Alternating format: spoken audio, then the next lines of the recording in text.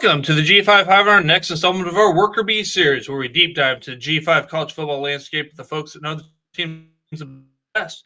For watching us on YouTube, please hit that like and subscribe button. And if you're listening to us in podcast form, please rate and review. Today, we'll be heading over to the American Athletic Conference and taking a look at the Temple Owls, who finished 3-9 last season. They wrapped up their 2025 spring practice on April 12th. We have a special guest joining us today. He is a writer and recruiting analyst for owlsdaily.com, part of 24/7 Sports Network. He is a Temple alumni. He is Ryan Wallen. Ryan can be found on X at Ryan Wallen 24/7. Welcome to the show, Ryan. Thanks, guys, for having me on. I'm glad to be back this year and giving your listeners a preview of Temple football in 2025. Well, before we get to that preview, for those who are just turning into the G5 Hive for the first time, can you tell us a little bit about yourself and how long you've been covering Temple football?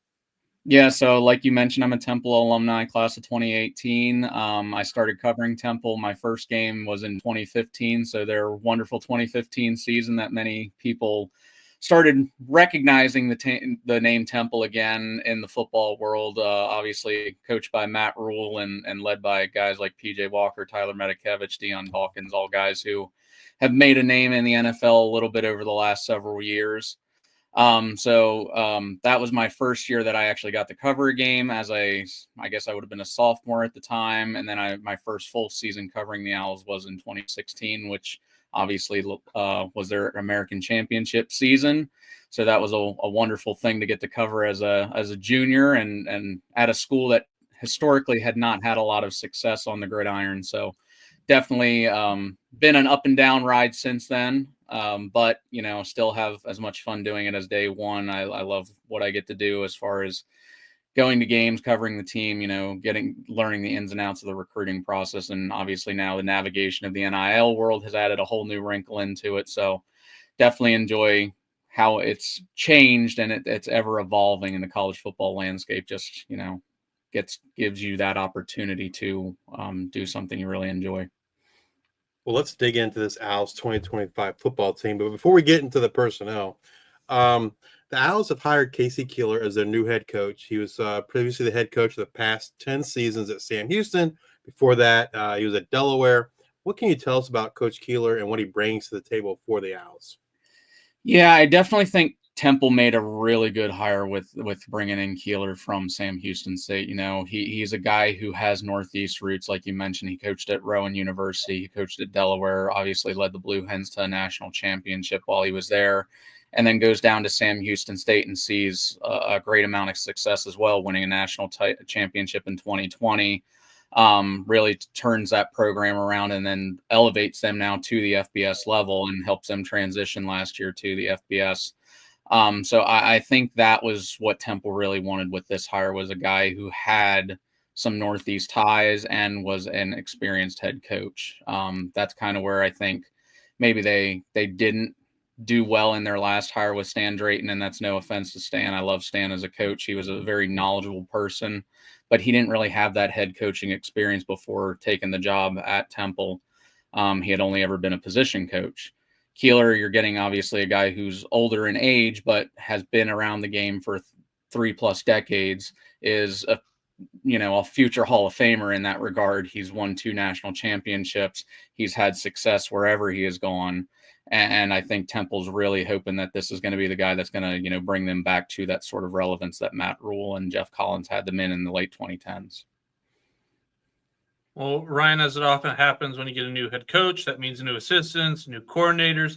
Temple's no different in that regard. Keeler has brought in Tyler Walker to be his new OC.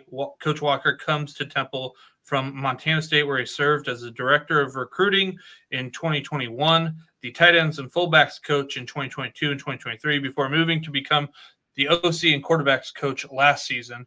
From what you've been able to see and hear, can you describe the type of offensive style we should plan to see in Philadelphia this season?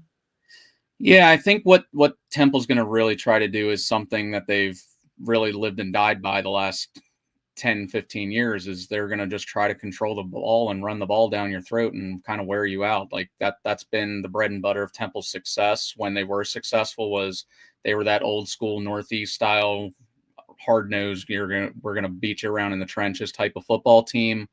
And we're going to run the ball and we're going to control the clock and play our style of game.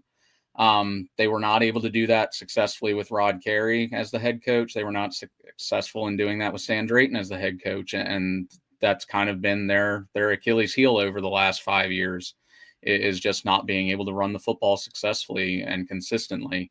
So I know Coach Keeler has praised Tyler Walker for his ability in that he finds creative ways to get your running backs in space and they can run the ball. And I think you guys saw that with Montana State's rise last year at the FCS level.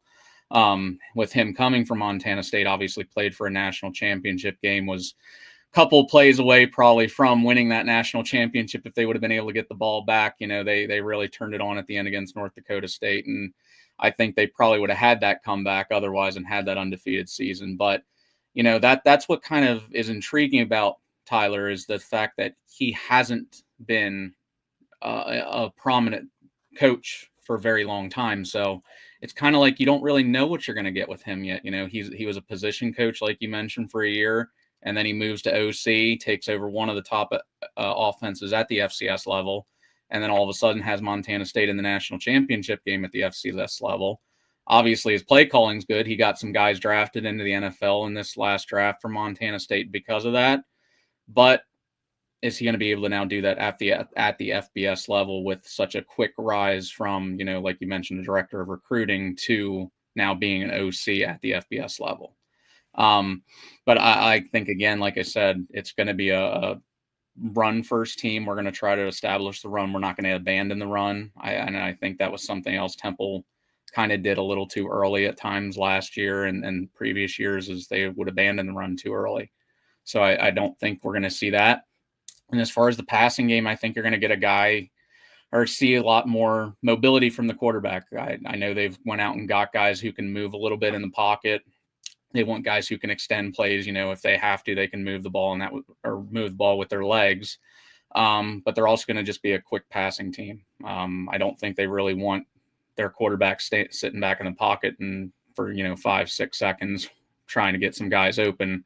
They don't really have the personnel for that. They're going to be a team that's going to be quick hitters, trying to see what can happen on screens and short plays like that. Well, let's get to that position where it all starts on offense, and that's the quarterback. Last season, we were curious to see how Forrest Brock would do in 2024, assuming the QB1 position from E.J. Warner, who transferred to Rice. Well, it wasn't all sunshines and rainbows. Brock saw Oklahoma in week 1. Then he was hurt late in week 2 against Navy. That paved the path for Evan Simon to get 3 starts before Brock came back in their 6th game of the season against UConn. But after a 29-20 loss to the Huskies, the staff went back to Simon, and he never looked back. Fast forward to 2025, and Simon is back for the Owls, but the new staff, as you mentioned, bring in some other guys, and Anthony Chickett from Robert Morris, and then after the spring, they bring in Giovanni McCoy from Texas State, previously at Oregon State. What should we make of this quarterback room heading into 2025? I definitely think it's an interesting QB room, because you have a guy, Simon, who showed him or proved himself to be a leader last year, and that was a large part of the reason I think that the previous staff made the switch from Forrest Brock to Evan Simon. I think that in the sense that Forrest Brock won the job from Simon because he did maybe have a little bit better arm, he did have a little bit better accuracy, but once he was out there on the actual field, his composure seemed to go out the window. But when Evan Simon came in, he had that leadership ability. He had that composure more in the pocket. It looked like he had played a Division I college football game before, which he obviously had done when he was at Rutgers, and he had actually won the starting job at Rutgers prior. So I think that was just sort of what Temple needed to actually get the offense in a flow, was that sort of leadership and maturity that Simon had that Brock didn't. As far as bringing in Chickett, I don't know if he's going to be a guy that really sees much time or is really even in the competition, in my opinion. Throughout the spring, he was kind of always with the threes. So at this point, I think he's kind of on the back burner. I think he might just be a more of a body, in the sense that, in case there is a guy that goes down to injury, he's now the backup or the third string who's at least played Division I college football before. But you mentioned McCoy. He's the interesting one now that comes into the equation, because we had known that Keeler had made this known throughout spring that he was intent on bringing in a quarterback after spring ball had wrapped up. And McCoy, though, is a guy who has had or put up very good numbers wherever he's been. And even last year at Oregon State, he was their starter. He did a lot with them, even though Oregon State's now out of the Pac-12. He still saw a decent amount of success there. And a couple years ago, he was the winner of the FCS Freshman of the Year award. I mean, that just tells you actually how good this guy is. And he has the dual threat ability more so than I think Simon does, in the sense that he can run the ball and throw the ball with probably better accuracy than Simon can.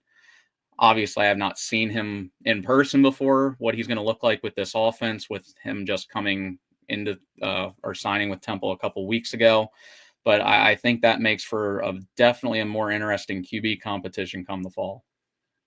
For those not familiar with Simon's game, how would you describe it? Yeah, I think like what I said earlier, I hit on. He's definitely more of a mature guy, a leader. He has very good composure. He's always very calm, even after games. He's very accountable for himself. He'll say, he's a man of few words. He'll say, it was on me. I just got to make a better throw. I got to make the play. So he has that definite maturity in that sense. As far as his game goes, he definitely has a little bit of mobility there. And I think that's why he also worked out a little better than Brock, because Brock was very stoic back in the pocket. And Simon is a guy who can make some big plays, but he's also a guy who misses a lot of big plays. And it's like, oh man, if he would have just seen that, it was there. So it's always kind of like he leaves you wanting a little bit more.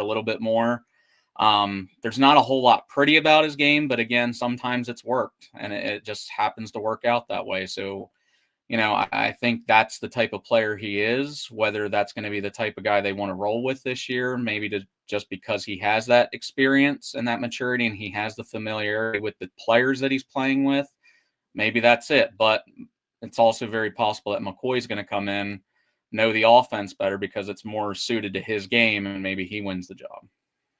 It sounds like there's going to be a real quarterback battle heading into fall camp. How would you kind of handicap that if you had to handicap it today? I want to say that I think, honestly, McCoy's going to win the job. I think there's a reason that they went out and got him. I think he's the type of guy that is going to be a little bit more successful, because there's a lot of film on Evan Simon. They're at the FBS level, to be frank. There's a lot of film of him at Rutgers. There's a lot of film at him now at Temple. And even though he has moments of being a Division I quarterback, it's not consistent enough, I think, to be a winning Division I quarterback. So, and that's not a knock to him. I just think maybe Temple needs to go with a whole new system this year and just see what, sticks. And if McCoy comes in and he's not successful, at least you have a guy like Simon who is going to be a reliable guy who, again, knows the players around him, has had more time learning the offense, and maybe magic happens with Evan Simon again. Well, Ryan, you mentioned that the running backs are kind of a smash mouth kind of game that we're going to run. So let's go over to the running game. And in back-to-back seasons, we see the Owls lose their top rusher in terms of snaps to the portal. In 2024, it was Darvian Hubbard. And in 2025, it's Antoine Littleton II. This room sees E.J. Wilson Jr., Tyree Washington hit the portal. However, the leading rusher in terms of yards, Therese Worthy, and he's coming back for 2025. Joining him in this room is Jaquez Smith, who didn't get as much run as he did in 2023. The staff also brings in Johnny Martin in from Stony Brook. Hunter Smith committed after the spring from ULM, and a familiar face comes in with Coach Keeler from Sam Houston, Jay Ducker. What should we make of this room heading into 2025? Yeah, it's been a room that has had a lot of turnover over the last several years, like you mentioned. It's just been a constant struggle as far as keeping guys healthy, keeping guys in the room. There's been mid-season departures, then some guys come back. There's been a whole slew of things that have made the running back room something that obviously is reflected on paper in the stat sheet is that they've struggled. And I don't fully put the blame on the running backs just because Temple's offensive line has also played very poorly over the last several years. But at the end of the day, they're the guys that's their job. Their job is to find the holes. Their job is to create something if there is nothing. And they just haven't done that. But you mentioned that Terez Worthy is a guy who sort of came out of the blue, out of nowhere last year and ended up leading the team in rushing. Obviously a guy who was playing at the JUCO level several years ago, came in really as the third or fourth string last year and worked his way up the depth chart to the point where, he was the guy, and he was the guy getting all the work. And like you mentioned, he actually had some big plays, in a game against Tulane where Temple's getting blown out. He's the guy that busts off a long run and prevents Temple from getting shut out by Tulane. And I know Tulane's coach after the game was quite mad at that his defense gave up that touchdown, and he made it known in his post-game press conference. But that's the kind of guy you want on your team, is a guy who's always going to put that forth effort, even though, you're down on the scoreboard. He's going to be a guy that is never going to give up. So he's coming back this year, like you mentioned. Joquez Smith is another guy who's back. I think, again, will benefit from a new coaching staff. Very undersized for the position that he's playing. He's probably 5'6" on a good day. Very small type speed back, but has shown some flashes here and there when he has gotten some run. He's just got to, I think, catch up with the speed of the game. And that's something he's sort of struggled with since coming to Temple. Is it just seems like the college game's a little too fast for him right now. So hopefully seeing that change a little bit. But like you mentioned, Ducker is a guy who came with Coach Keeler from Sam Houston State, and I think is going to be the guy who ends up being the primary back entering the season. Just from what I saw in spring ball and all, he was the guy getting a bulk of the carries. Joquez was sort of the number two. Terez was out due to injury for most of the spring. So that kind of is where they stand right now, in my opinion. I think it'll probably end up being Ducker, and then a combination of Worthy and Smith is the 2 and 3. But, a guy like Hunter Smith coming in from ULM also might be a guy who now throws his hat into the mix and ends up being a guy who, gets some carries and maybe can spare Ducker some of that work, because Ducker, as good as he can be, I think, you can't just have a guy getting as many carries without worrying about injury as he probably would be getting right now with just Worthy and Smith backing him up. Did anyone stand out to you in the spring? I think Ducker definitely did. I think as a whole, I think it was the best the running backs have looked in 4 or 5 years in spring ball, coming out of the spring ball. And maybe that's because the O-line was playing a little better. I thought the O-line played more explosive, and I know we'll get to them in a little bit. But I think Ducker really stood out as a guy who, like, when you would watch him, or even when you weren't there at practice, you would always see Jay Ducker, touchdown run, Jay Ducker, run of 20-some yards, Jay Ducker. So you would see his name, and I think just knowing that you might have an actual reliable workhorse running back there that is not going to be a fumbling problem. And even though he's on his fourth school, he's a guy who's been around the FBS game for a long time. He's a veteran. He knows Coach Keeler very well now, and that was part of the reason he said he wanted to come to Temple, was Coach Keeler. And he said, I loved playing for him down at Sam Houston. So he wanted to come back, play with him one more go round, and turn Temple back into a winning team. Well, in previous seasons, the former staff kind of relied on this 1-2 punch at running back. Each running back kind of averaged like 30 to 40 yards a game, and the quarterback also used in the rushing department. What should we expect in 2025? Do we got Jay Ducker with more yards, or is this going to be kind of similar to what we've seen in the past? I think Temple fans would hope I'm going to say yes here, and I'm going to say yes just based on what I've seen. I think definitely Ducker is going to be more of that feature back that they're going to try to give the ball 20, 25 times to a game and let him make plays. But, that doesn't mean that Smith can't be a threat out of the backfield. He's been used out of the backfield before. Terez is probably the fastest guy on the team. once he's in the open field. So I think those guys are playmakers that you have to get on the field and at least let them see what they can do, especially if, maybe Ducker comes in and he doesn't see the success that he was seeing at Sam Houston State and at his other schools that he previously was at, like Memphis. So I definitely hope that they have more of a feature back, because that's sort of been when Temple has been the most successful. They had a feature back, but then they had guys behind them where, they could supplement them in, sort of like a Jahad Thomas when Matt Rule was there, and then Raquel Armstead was backing him up. And then once Jahad graduated, Raquel just stepped right into that starting role. And obviously he worked his way into the NFL, played a couple years with the Jaguars, and then was playing in the XFL too for a little bit. So, just that's what you kind of want to see. You want to see that processing and development. I know with NIL, it's a whole different world now. But, with Ducker being a senior, a fifth-year senior, and this is his last year, you hope he's the guy. And then you have those other guys behind him who are learning and developing into that possible feature back for next season. Well, let's move over to the wide receiving room. In back-to-back seasons, the Owls lose their top 2 receivers to graduation. The biggest loss this year has to be first-team all-conference wide receiver Dante Wright. As I mentioned before, Wright and Ashton Allen have both graduated, which leaves the room to fill 133 targets, 1,115 yards, and 8 touchdowns.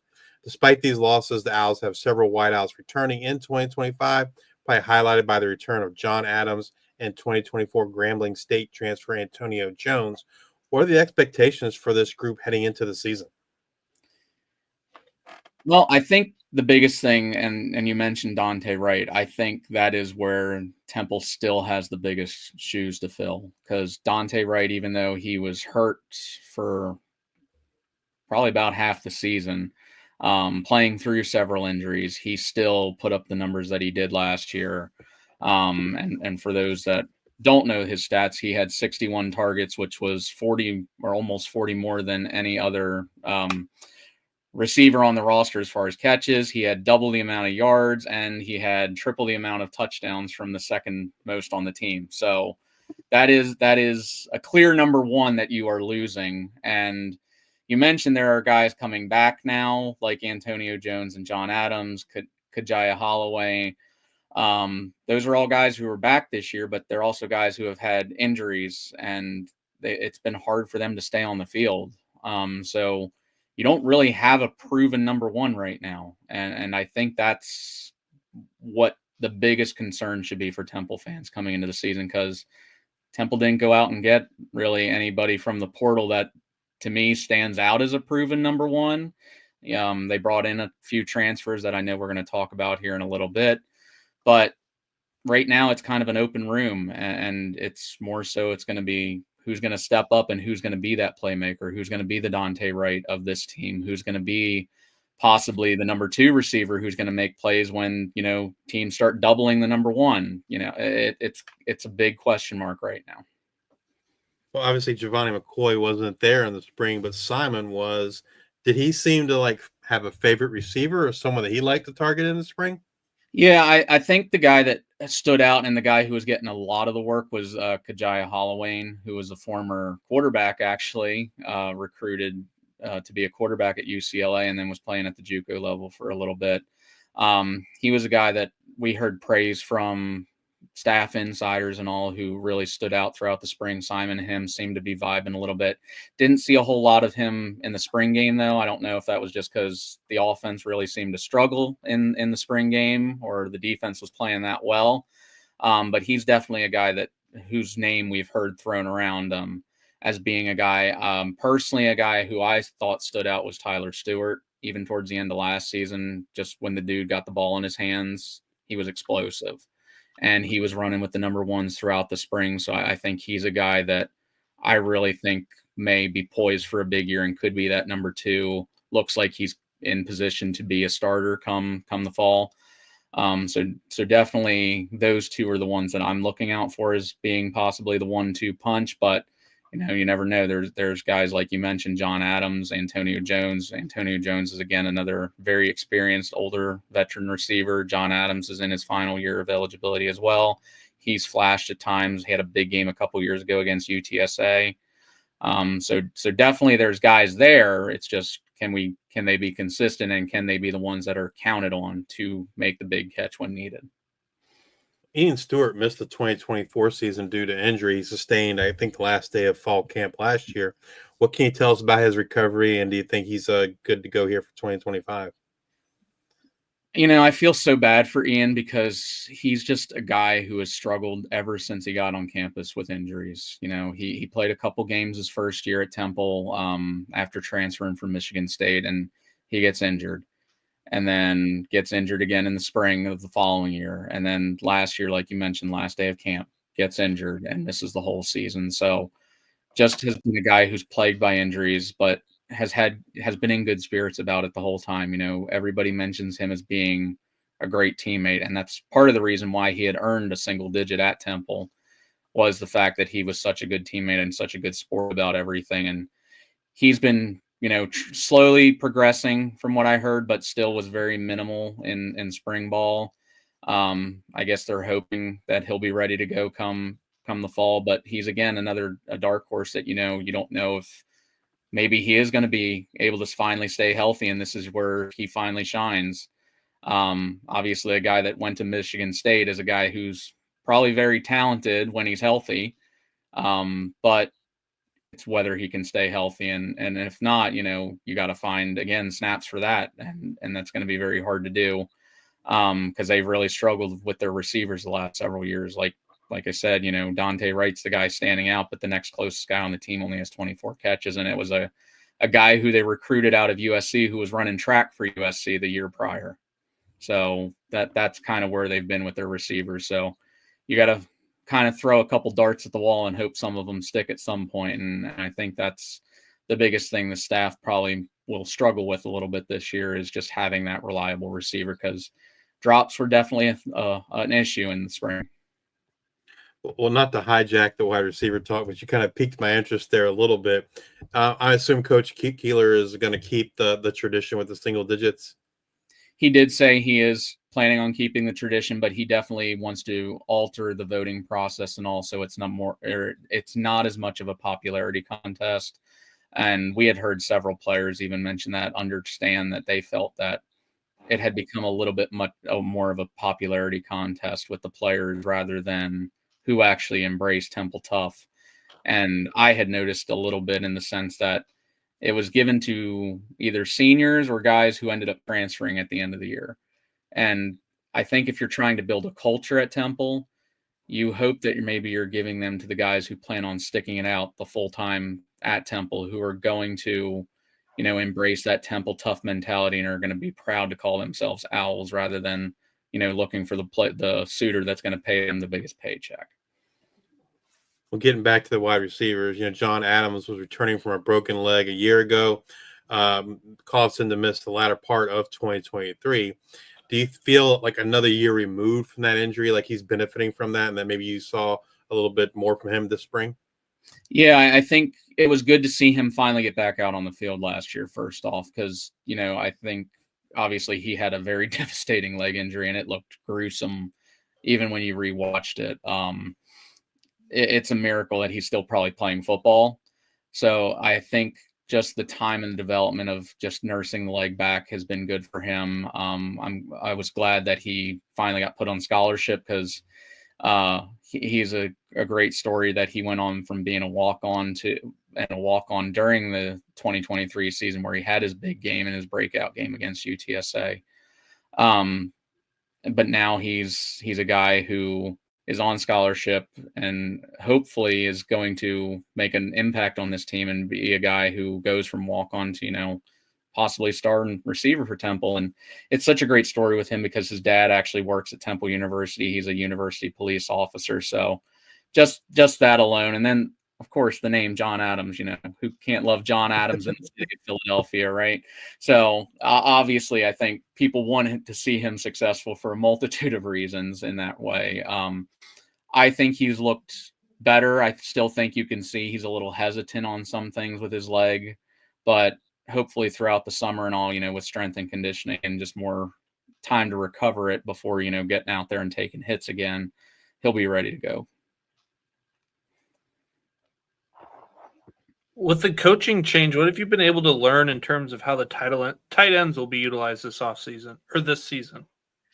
I think the tight ends are actually going to be the most featured group, and that's what I was hinting at the sense of when you asked me who was one of Simon's favorite targets. It actually wasn't any wide receivers; it was a tight end, and the tight end that actually stood out to me the most was Ryder Cush, who was a true freshman, and that shocked me in itself because Temple has had pretty decent tight ends over the last several years, despite the struggles. You know, they had a guy, David Martin Robinson, a couple years ago, who ended up on the Titans active roster last year. Last year they had guys like oh, I'm blanking on names right now, but regardless, they had production there, and you had production who no matter who was out there. You had guys like Daniel Evert, who was again a first year guy who comes from Germany and comes out and catches a long touchdown pass in one of Temple's games, and it's like, okay, this guy's good. And then they have a 6'6" British dude, Peter Clark, who again another European prospect, comes out and he catches a couple touchdowns. And he's excellent at blocking, and he's playing out there with a club on his hand because he doesn't want to miss time, but he's just that tough of a guy who, you know, he wants to be out there for his team, and he's not going to let a broken hand hold him back, even though, you know, part of his job is to catch the ball. So those guys that were there, it surprised me that a freshman came in and he's all of a sudden the number one tight end, and he was consistently running with the ones from day one in spring ball. And to me, I think that A, speaks volume for the previous staff who identified and recruited him to Temple, and then B, the new staff for, you know, being able to retain him and see that, oh, this guy actually might end up being a big time player for Temple. So I think that's where Simon and Cush had really connected, and it seems like they developed a bond really quickly. So I'm saying he's a guy that definitely is one to watch out for, and I'll mention him later, I guess, when we get to the point where a player to watch for this season. Well, I'm kind of curious to hear more about Ryder. Looks like 6'4", 230, comes in from Hun School Prep in Princeton, New Jersey. What else do we need to know about the guy? Yeah, so he actually a Canadian by trade. He came down to the U.S. to play football at the Hun School in New Jersey. So, again, Temple going with the foreign route with tight ends, and they've just seemingly hit on several of these guys over the last several years. Had a really big year last year at Hun School with 700 yards almost as a tight end. Also, primarily he played defense when he was playing football in Canada. So Hun School was actually the one that moved him to the tight end position, I think, primarily, and they took him off defense, even though he was very good defensively. He was actually the AAA provincial defensive MVP in British Columbia with 11 sacks and 72 tackles the year prior. Still played at a little tight end, but ended up moving, like I said, to primarily tight end at Hun, and now possibly will be starting at the Division I level come the fall, which for a guy who hasn't been playing football too long, and to have that sort of rise, I think that also just shows how much upside he potentially has in an offense that probably is going to rely on him a lot to get open quickly. Like I mentioned earlier, with, you know, some quick hitters and all, they're just going to rely on him to catch the ball, hang on to it, gain some yards, and see what they can do. You mentioned him moving over to tight end at Hun. Has he just been playing tight end for like a year, or is it 2 years? How long like experience does he have? I'm not sure how long he's been playing football. I know he started it late when he was in Canada. He was more of a track guy, but he's definitely in the more inexperienced side, but definitely seemed like he picked the game up very quickly in that regard. Well, moving over to the offensive line, they lose right tackle Melvin Siani to the portal and right guard Wisdom Quartier to the graduation. On paper, it looks like a potential issue. However, Wisdom suffered an injury that kept him out of action for 2 games, and we saw Jackson Pruitt get some starts at right guard. Same can be said for Siani, as he missed 2 games due to injury, and we saw Diego Barajas get some starts at right tackle. Barajas also started some games at left tackle. Looking back at those things that happened a year ago and those injuries, did that actually help the team here in 2025? I think I mentioned it last year on the show where heading into last year, it was some ridiculous stat that Temple had started 22 different offensive line combinations in its previous 24 games. Last year was finally the year where it kind of settled down a little bit. Injuries definitely still played a factor, and that's as expected along an offensive line. You get rolled up on all the time and all, but it had just seemed for years that Temple has had inconsistencies with the offensive line, injuries. And on the positive note, Temple's previous offensive line coach, Chris Wiesahan, had one of his big mindsets was you cross-train all your offensive linemen so that they can play any of the 5 positions at any time, and you play your 5 best guys no matter what. The bad thing in that, and several of the offensive linemen revealed this during the spring, is they feel like they never really mastered one position, and possibly that was part of why they were struggling at times with communications because of so much switching in and out and so many issues with injuries and whatnot that was happening. Temple's philosophy now with new offensive line coach Al Johnson, who also comes over from Montana State following Walker, is, I want you to master one position. You're still going to be able to play, the interior guys will be able to switch in and out if needed. The tackles can switch opposite sides if needed, but you should be a master of that position before you move to another position. So I think in that sense, it could be better for the Owls, and I think they actually know what they have because, again, that was a position they did not choose to address via the transfer portal this offseason. And they have a lot of young talent there. It's just now developing it and making sure they play as a cohesive unit consistently for 60 minutes in a football game. Given the new staff and the new philosophy, what are your expectations heading into 2025?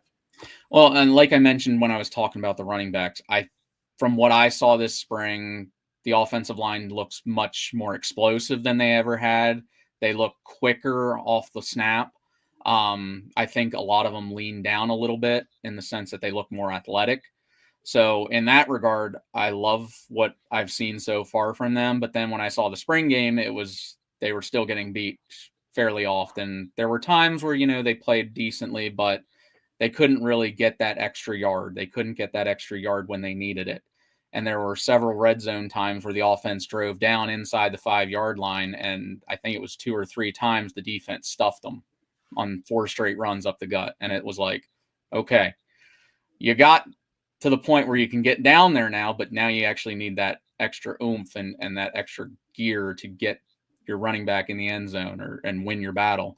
So in that regard, I think they still need to develop, which is good that they have a full summer to do so and a full fall camp to do so. But again, you're dealing with some guys who are still 18, 19 years old and who are a little undersized. Like you mentioned earlier, as far as sometimes you don't get the beefiest guys at the G5 level compared to the Power 4 level now. You still got to find a way to put weight on these guys, but put that healthy weight on them while they're still maintaining that quickness and that athleticism. As you came out of spring, do you feel like it was pretty settled, like maybe who the first team was, or do you think there's still question marks heading into fall camp? I think the line's pretty set as of now, other than the right guard position. From what I saw throughout the spring, it looks like Kevin Terry, who is a guy who actually entered the transfer portal, and Temple had to reel him back in, and they were successful in doing so. He's going to be the left tackle, and he was pretty consistent at that last year when he was healthy. Eric King's a guy who really stood out as a redshirt freshman last year and playing left guard. He's going to be the left guard. Grayson Maines, who got injured late in the season or mid-season last year, and another one who looked like suffered a brutal injury but was able to get back at the very end of the season. I think he'll end up being the center. But if not, they still have a guy in Chris Smith who looked phenomenal throughout the spring, with Maines being still easing his way back from the injury. A guy, again, who's a redshirt senior who played JUCO ball for a while and has never really shown that he has a bad snap. And that's what you want at the center position because they're the only player touching the ball other than the quarterback every play. So, you hope that that type of reliability, you have two guys there that could interchange given, any, fluky injuries or anything like that. And then right tackle, you mentioned Barajas is a guy who has really supposedly developed, and and I heard again from staff insiders who said once this new staff came in, he was one of the guys who immediately connected with this staff, and it was like it was a whole different person coming into the building. So he's a guy, obviously, we're hoping takes a big jump this year, being, again, a redshirt senior, being a guy who's been injured at times, who's had inconsistencies, who's won a job and then lost his starting job and then kind of worked his way back into the rotation, then lost it again. And so I think, obviously, he's hoping he finishes out his Temple career as being, a reliable right tackle. The question mark is the right guard position. Luke Watson's a guy who seemingly had that job locked up. He's a guy who can kind of play anywhere along the line and has played anywhere along the line, but got, again, injured, missed most of all of last season. Still wasn't really out there for much of spring ball. So significant injury he's coming back from. I think if he's healthy, he wins the job, just because I don't know where else he really fits on the line at this point. And he is a guy who could play tackle, guard, vice versa. But if not, you got a guy in Jackson Pruitt who looked the best I've seen him be in the spring. He was definitely more explosive, again, off the snap. Like I said, his handwork looked a lot better. His footwork looked much better. And he finally actually started to progress even last season when he would get in games. It just looked, as the season went on, you were noticing fewer and fewer mistakes from him. So I think just he was a guy learning from the experience and finally started putting it together. So I think if Watson isn't healthy to go, Pruitt's the guy that slides in there at right guard. Who does this offensive line look to as their leader? I think at this point it has to be a guy like Barajas, just from the sense that it sounds like he's a guy who has really bought into the new staff. He's bought into what Coach Al Johnston is pitching, what Coach Keeler is throwing out there as what we want Temple football to be this year in this Temple tough culture. And he's just the veteran of the group. I think he's the guy that's played the most in the Temple uniform. He really knows what it's like to be Temple tough and have that adversity that you have to overcome in order to find your way onto the field. So I definitely would say he's the guy to look to, but you also have to probably look to a guy like Grayson Maines, who's a guy who, again, has an injury, who is making a lot of the calls at the line. So I would say those two are definitely the leaders of the group. But Kevin Terry's another guy who a lot of people speak very highly of at the left tackle position. All right, Ryan, if you had to pick an offensive player to have a breakout type season in 2025, who you got? Other than Ryder Cush, since I'll spice it up a little bit. Other than Ryder Cush, I would say my breakout player is Tyler Stewart. I think he's a guy who, at the end of last season, started to see more time on kickoff duty. He had some really explosive plays on kickoff. You just saw him have that ability to make guys miss. And I think if he can assume that role that Dante Wright had last year, he can be a very, very dangerous weapon for Temple, for Temple's opponents come the fall. Well, let's move over to the defensive side of the thing. And we were talking earlier about the coaching changes. Well, as you might expect, there's a new defensive coordinator for here for the Owls as well. Brian Smith joins the staff in 2025. He previously served as a defensive coordinator at Rice, dating back to 2018, along with coaching other rooms. He coached the safety group from 2018 to 2020. 2021 and 2022, he saw him move over to the linebacker room before moving back to safeties in 2023, along with his defensive coordinator duties. Can you describe the defensive scheme that Coach Smith plans to run here at Temple? Yeah, so this is, like we were mentioning in the pre-show, it's a confusing terminology, confusing scheme nowadays, because it looks like a 4-3 at times, but it's more of a true 3-3-5, but the 3-3-5 is not always a 3-3-5. And so I would say it's a mix of a 4-3 and a 3-3-5, depending on what other teams are going to be doing.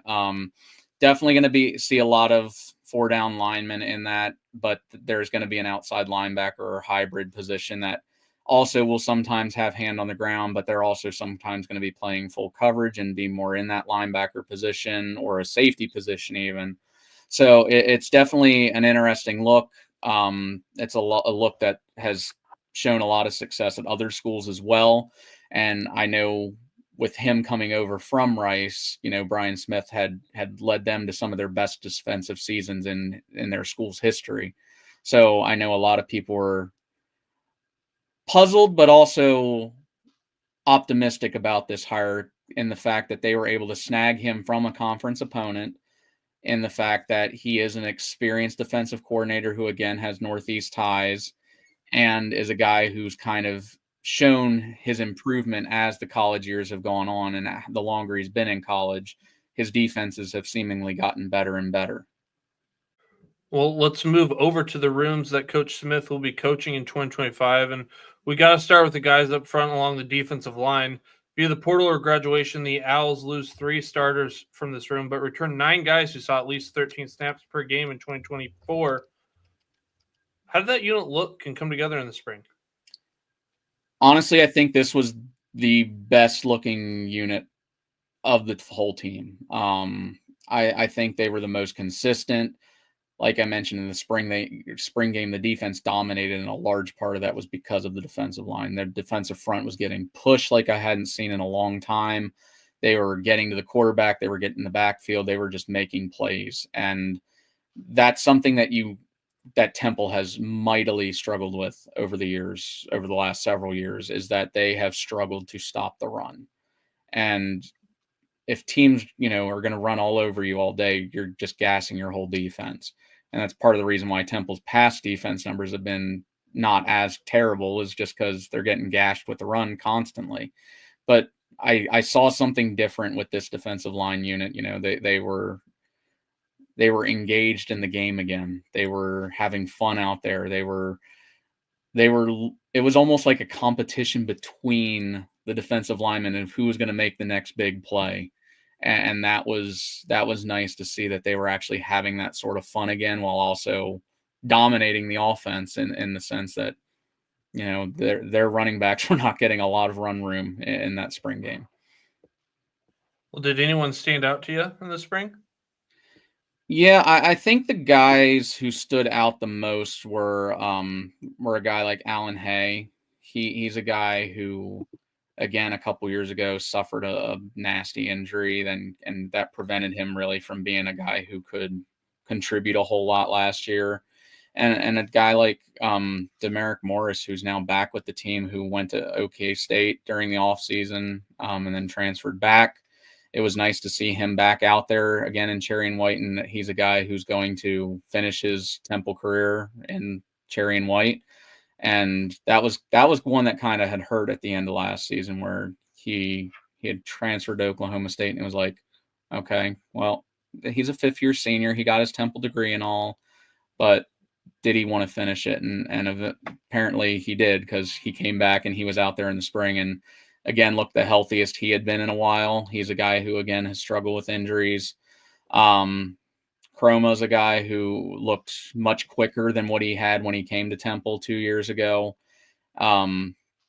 Tyrese Whitaker is a guy who got a lot of run in the spring game and who made some big plays on the defensive, on that edge position, really. Sultan Badmus is a guy who made a lot of plays in high school and really started to see more reps towards the end of last year as a true freshman. And then Cameron Stewart's just a veteran guy who was a guy who transferred from Rutgers, got injured, and again has just had that sort of adversity, but he leaned down. He's down, I think he said, about 20, 25 pounds since the end of last season.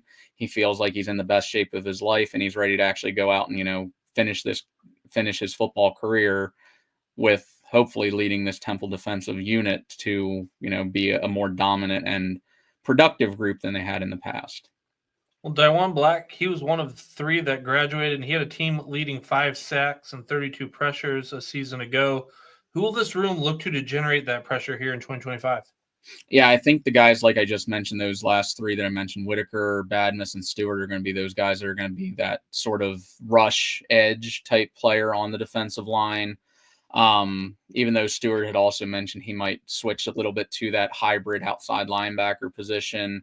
Whitaker and Badmus are going to be your guys that are going to be that edge rusher. DeJuan Black, though, is a hard guy to fill the shoes of. Probably the most freakish athlete I've ever seen in my time covering Temple, just in his pure ability and his quickness. He's a scary guy, and I would not want him chasing me down if I was a quarterback. And obviously, I think that shows, considering even though he didn't get drafted, he did end up on the sign-in with the Baltimore Ravens as an undrafted free agent. So we always knew that he had that athletic ability, and I'm not sure what happened last year. I don't know if it was a coach decision, player issues, whatever, that caused him to miss some time and not get as much run as he did the previous year, where he actually like broke out as far as being a guy that, oh crap, this guy's a guy that's going to play in the NFL. And it wasn't like, oh, this guy could play in the NFL. It's like, this guy is going to play in the NFL.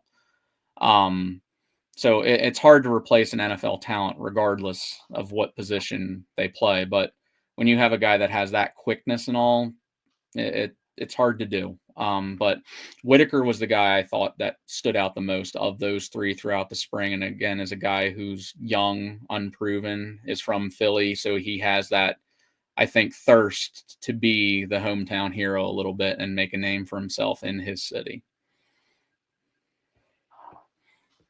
Moving over to the linebackers, this group lost their leading tackler, Jordan McGee, to the NFL after the 2023 season. But this year, more of the same. They lose their leading tackler yet again in DJ Woodbury, who's graduated. In addition to the loss of Woodbury, the Owls see Elijah Derville graduate. Antoine Santiago is off to Virginia Tech. And first-team all-conference linebacker Taekwon King is off to Connecticut. This room does have some guys coming back, but nobody with a lot of experience under their belt. What did the staff do in the offseason to kind of address maybe some depth in this room? Yeah, I think, like you mentioned, again, it's hard to replace that sort of production from your linebackers. But Temple has been very consistent in being able to do that dating back to the Matt Rule era. You had guys there like a Tyler Medikevich, who was the Ben Derrick Award winner in 2016.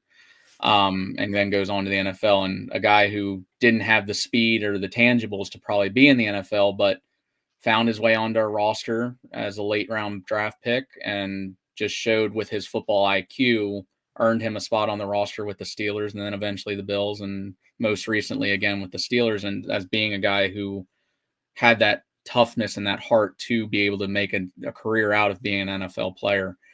And they've just consistently done that. You know, guys like Sean Bradley, guys like Jordan McGee, like you said, people who were not highly recruited people or players coming out of high school. They've just been able to come in, develop, they play early on.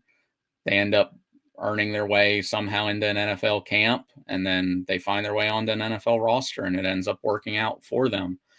I think the same can be said for a guy like DJ Woodbury, who was a guy who really stood out last year.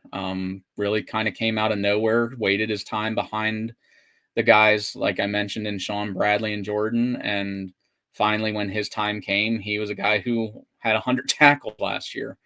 Taekwon King, another guy who transferred in from ECU and kind of had that chip on his shoulder, played phenomenal for Temple. There were times, where he had some missed assignments, but we're all human. And again, you're going to have those sort of mistakes, but 90% of the time he was on point, and that earned him first team all conference. Obviously, I would love to say that Temple probably would love him coming back this year to be the leader of that linebacker room. A lot of what they have is guys who are the backups to Woodbury and King, or are new guys to the room. So it's, again, kind of a question mark in that sense that we don't know what we're going to get with these guys. We don't know what they're going to look like. The pairings are going to look like. From what I saw throughout the spring, the pairings were always shifting. And then you also brought in a bunch of transfers here even recently, and like Jalen Stewart from UMass, who probably is going to be the starter alongside who knows come the spring or come the fall. But is a guy, again, who's a proven guy who had to fight for another year of eligibility and seemingly got it, and now will have a chance to play for his position coach that was at UMass back here now at Temple.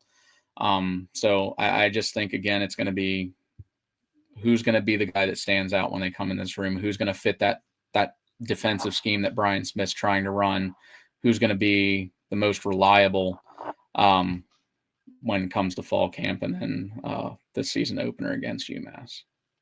Was there anyone this spring that may have flashed some moments that was there? Yeah, I think the biggest name that stood out to me was Wesley Brown, who, again, true freshman coming in, really seemingly earned his way into the 2 rotation onto the 2 deep as a freshman and seemingly passed some of the transfers that had also come in. So that was nice to see that you had that type of young talent that the previous staff was able to recruit and then the new staff was able to retain. He was making a lot of plays in the spring game. Like, there was one series where every 3 straight plays, he was the guy that made the tackle. And it was like, okay, this guy actually can ball out a little bit and he has some speed, and he's not looking like a true freshman who just came to the university 3 months ago. So that was definitely good to see. I'll be anxious to see what Eric Stewart looks like coming off of a bad leg injury last year, because he actually had been the starter ahead of Tyquan King at the start of last season. But once he went down, King came in and took over, and that's when King kind of started taking off. So definitely looking forward to seeing what he can bring to the table now that he's healthy. And I think a guy like Tyree Alualu, who has NFL genes with his father having played in the NFL, he's another guy who was running with the ones a good amount during the spring. Look forward to seeing what he can do, even though he's more of a little undersized for a linebacker at the FBS level, in my opinion. Still think he's a guy that can contribute, and he just has that, I think, that heart and that mean streak that kind of his dad was known for having in the NFL, for being, a giant Samoan defensive lineman in the NFL. So I would like to see what he can actually do come meaningful game action.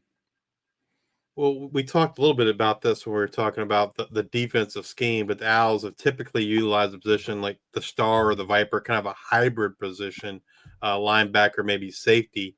What can you tell us about that position and what it's going to look like here in 2025?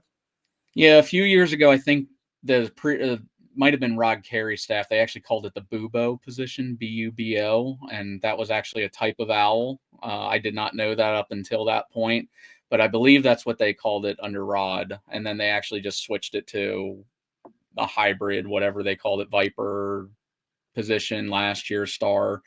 But it's more so going to be, I think, guys that are more of that linebacker build, who are too big to play safety, but too small to play linebacker. And I think the guy who really stood out to me or played the most at that position throughout the spring was Ty Davis, who's the transfer from Delaware. A guy who was very highly productive at Delaware, came in, instantly made an impact at Temple, and I think is a guy who might also be poised for a single digit, just because a lot of people spoke highly of his leadership capabilities and his grit and his toughness. So definitely a name to watch out for come the fall. I think he's going to be that guy that kind of is that number one at that position. Willie Love's another guy who transferred in from Monmouth, who plays a little bit of safety as well, was running a lot of safety, but also kind of went down into that position at times, because I think he is a little bit more on the stockier side. So I think those are the guys that are going to kind of be that position. And then, like I mentioned earlier, Cameron Stewart, who has leaned down 20 pounds or slimmed down 20 pounds, is also, I think, going to get some run at that position when maybe Temple wants to go with a bigger front, and maybe get some extra rushers off the against their opponents. Well, similar to 2024 season, the defensive backfield will look different here in 2025. The Owls lose their top 4 guys in terms of snaps to graduation or the portal.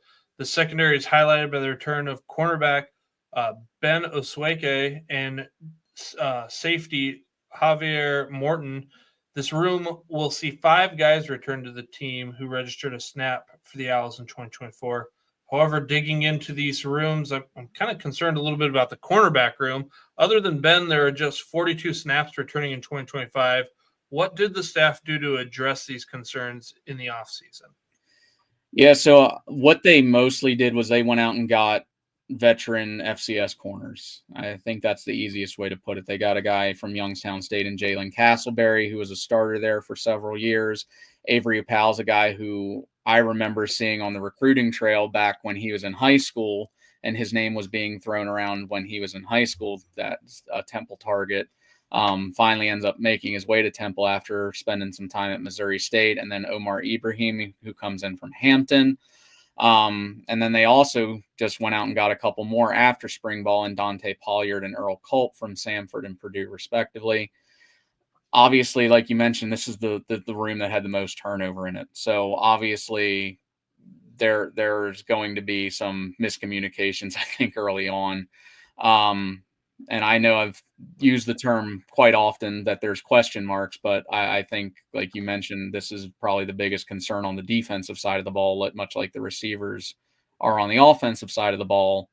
This is where it's like, well, what do you actually have? Asweke is a guy who has been a decent number 2 corner, I think, for several years. He's played a lot of football for Temple. So, but Temple up until I think early spring didn't know if he was even going to gain another year of eligibility. So, because at one point he was removed from the roster and he was not in the portal, and it was like we thought his football career was over. So I think just in the sense that they have that type of player who is familiar with the school and what the culture is of the school, that's good to have. Other than that, though, we don't know really what they have other than the film that we see from FCS games. Castleberry's a guy who looked like he very similar type to Osweke. I think he was a better number 2. Avery Powell's a guy who I think really stood out throughout the spring, but he was playing more safety throughout the spring. He was almost playing like that third safety position in this 3-3-5 defensive scheme. And he's a guy who, even though he's on the smaller side, he plays much, much bigger. Like, he is a hard hitter. You don't want to have him lurking if you're a receiver coming across the middle, because he will take your head off. And even though he, like I mentioned, is probably 5'9", he plays like he's a 6'2" safety, and he's going to lay you out. I heard a lot of praise again from staff about him and how quickly he picked up the defensive scheme. So definitely one that I'm looking forward to seeing. But other than that, it's going to be kind of a open competition there for the cornerback and who's going to actually be the ones to step up and be that number 1 and number 2. Probably ends up being Asweke and Castleberry, I think, just from a pure experience perspective. But I know there's a guy in Adrian Lang who had a really good spring game. He had a pick and nearly had a second pick in that game of Temple's backup quarterback, Tyler Douglas. So I look forward to seeing maybe if he can get on the field or earn his way onto the 2 deep. Well, with all the rooms for opportunities here to take snaps, what are the expectations kind of heading into 2025 for the secondary? I think you hope that they're going to possibly still be a team that teams are going to try to run on them more. So maybe those inconsistencies and that inexperience with the corners aren't exposed as much. Obviously, teams are going to find that out very quickly, whether the run game is going to be something that they're going to find success with against the Temple defense. With that being said, then you obviously have to probably look at who's going to be the guys there. What are their weaknesses with the corners room? Asweke is a guy who struggles with the deep ball.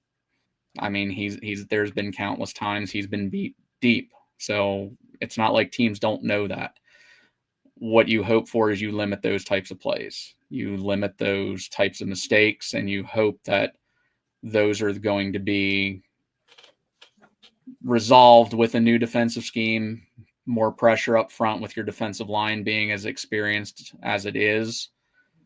And I think that's what you're honestly hoping for with this team, so that these younger guys behind the veteran FCS guys who are coming in, they're going to develop, they're going to learn the game, and then they're going to be ready to fill those shoes once those guys do move on at the end of the season. Well, Ryan, who do you feel in this room is ready to kind of make that jump here in 2025? Yeah, I think as far as the cornerback position, I think Lang is the guy that really stood out. Like I said, I think he just looked a step ahead of everybody else during the spring game. He was a step ahead of the receivers. It looked like he was predicting where the ball was going. So that tells me he's been studying a lot of film.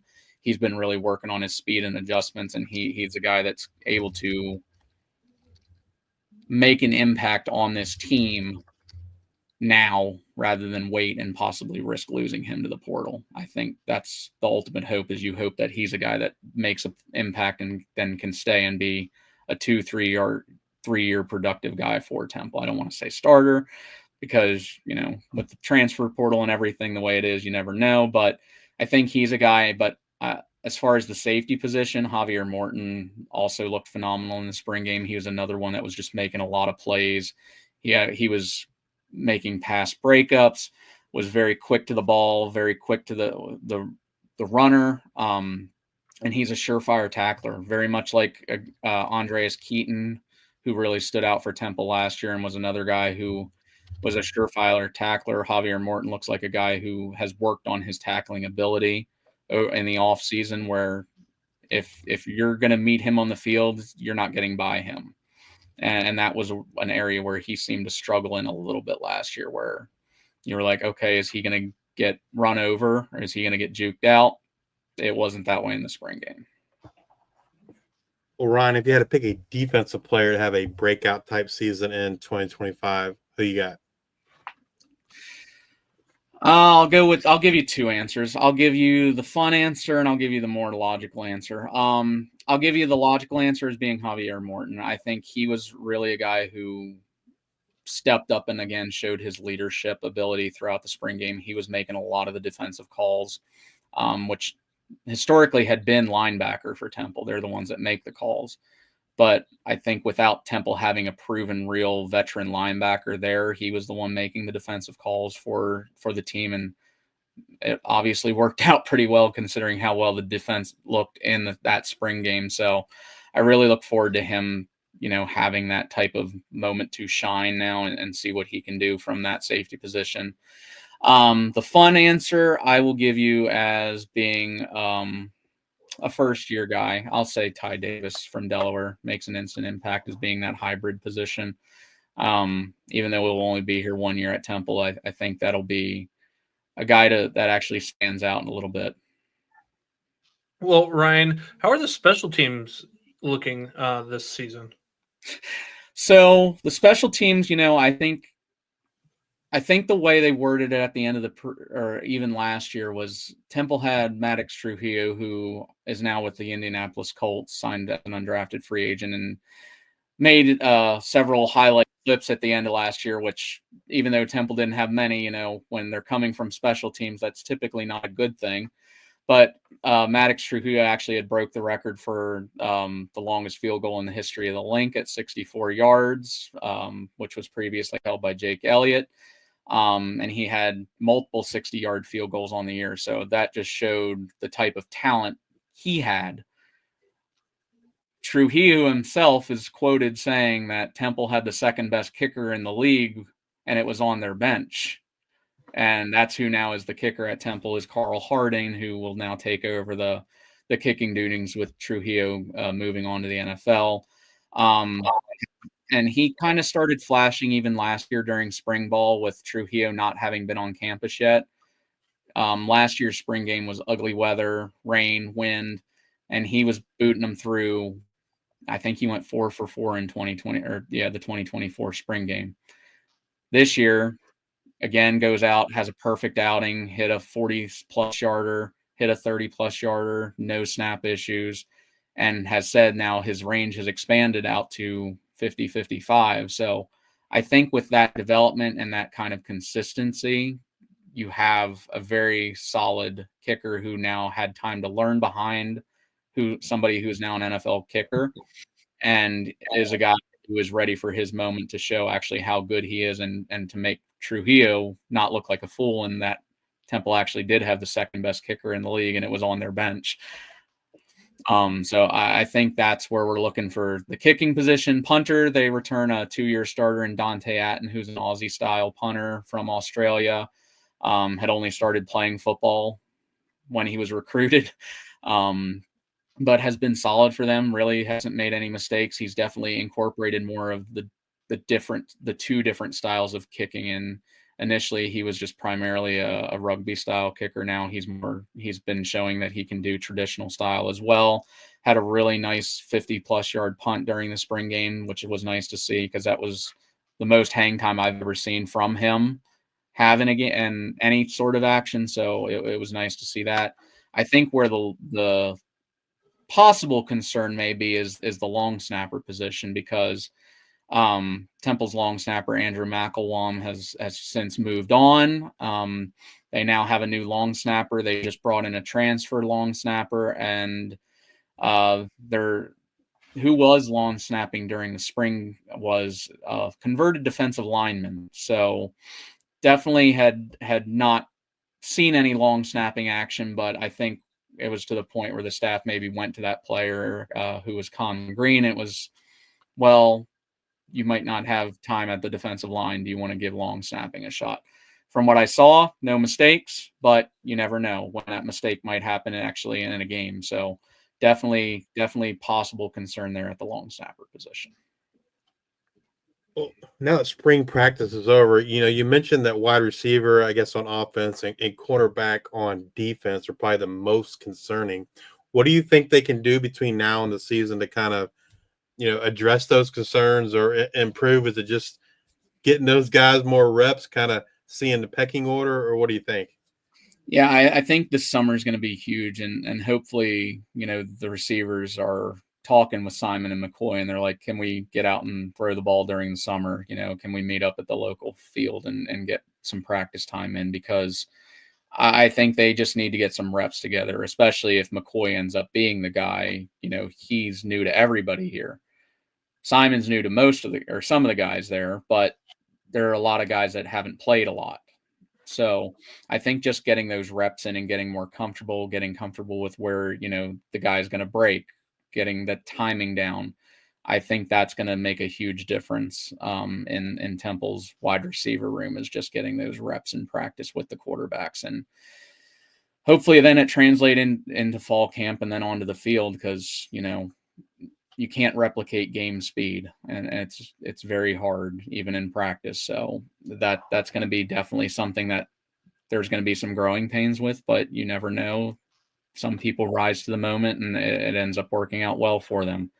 For the cornerback room, I think it's just actually evaluating what you got this offseason. There was so much turnover in the room. Who can work well together? Who's going to communicate the best? Who's going to be the one that's willing to make that play? Who's going to make the fewest mistakes? Is that going to be a guy that's come in from the FCS level who's played a lot of college football, or is that going to be a redshirt freshman who's coming off the bench in his first college game? I think those are the questions you really have to ask yourself, and you just got to see them a little bit more in practice and just see what they actually have. Ryan, I understand that this coaching staff hasn't been there a whole heck of a long time, but in today's age of NIL, revenue sharing, transfer portal, the ACC's made their commitment to ensure that members of the school are sharing at least $10 million in athletic revenue. What have you seen from this staff when it comes to their recruiting philosophy? Yeah, I think the biggest thing has been the sense that Temple, and we mentioned it in the pre-show, that Temple is seemingly now more invested than ever in actually committing to NIL. They opted into the congressional legislation. They are committing to the AAC policy. They have to share this $10 million over the next 3 years. And what really makes it interesting is that now there's no scholarship limits really at the FBS level. So that 85 before now can get bumped up a little bit, even with partial scholarships, which is something that Temple is starting to do, similar to the FCS level having done for years. And I think that's where Temple has an advantage in having Casey Keeler, is having a coach who has already done this in giving out partial scholarships and being able to manage those types of situations where you don't have to commit to now a firm 85. You can commit to 100, but you might just not be giving everybody a full 100. So I think in that regard, where he has that type of knowledge, experience, he brought in his general manager from Sam Houston State as well, who has that familiarity with him, who I'm assuming is going to be one of those guys running those numbers and crunching those numbers and making sure that those guys are getting what they're promised. I think that is an advantage for Temple. And again, I mentioned to you before the show that just it's nice seeing that now Temple is being so active in the NIL realm. They're trying to get more donors. The university has now taken over the primary NIL fund at Temple.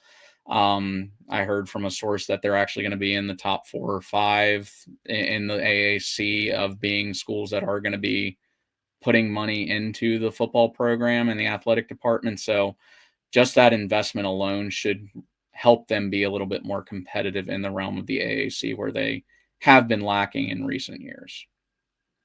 In their short time at campus, how do you feel the staff at Temple has done navigating the portal?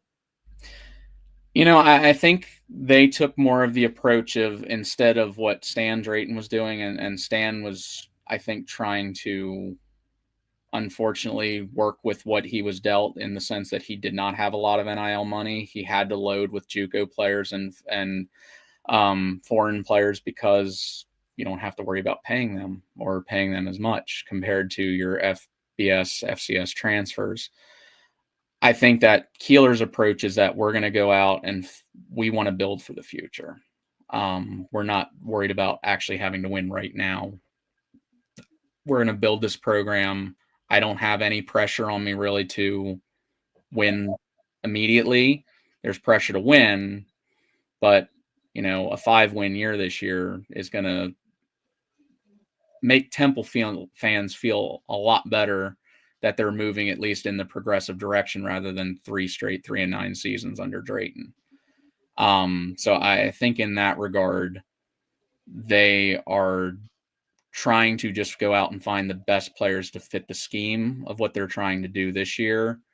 And they've done that by hitting the FCS ranks. And I'm sure that they've talked to FCS coaches across the board about these players, in the sense that they have so many connections that they can just ask, well, is this the type of guy we want to bring to Temple? And is he that type of tough player? Is he not worried about chasing a check? Is he worried about being a teammate? Is he being tough on and off the field? Is he single digit worthy? And I think that's what Keeler has tried to bring. And I think the players have echoed that, in the sense that they said this spring they felt more like a family than they had in a long time. Well, what do you think the main strength of this 2025 team is?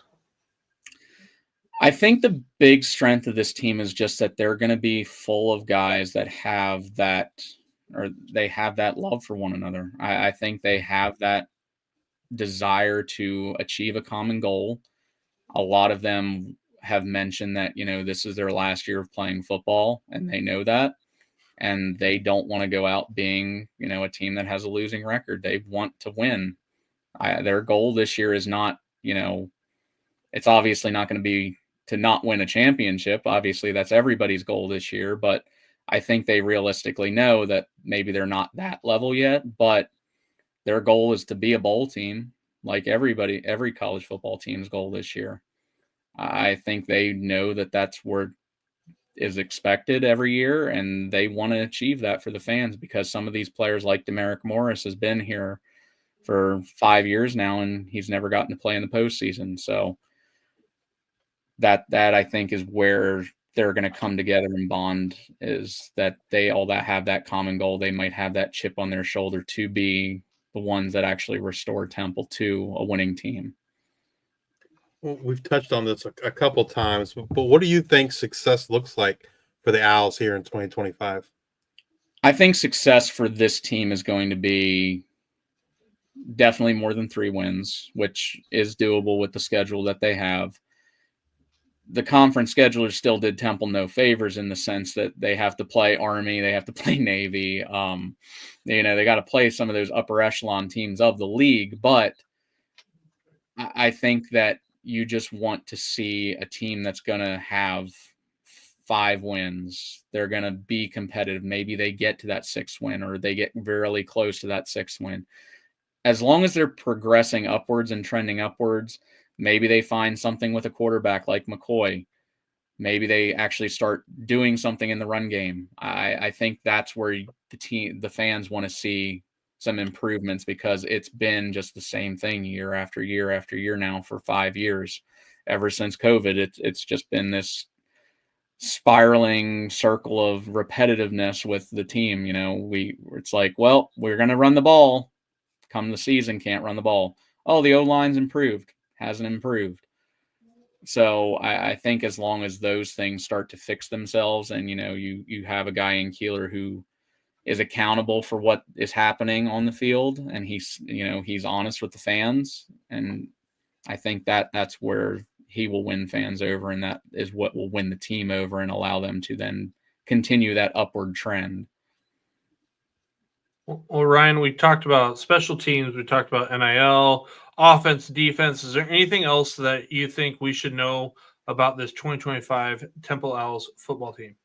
I just think that this is going to be a team that fans will actually want to tune into this year.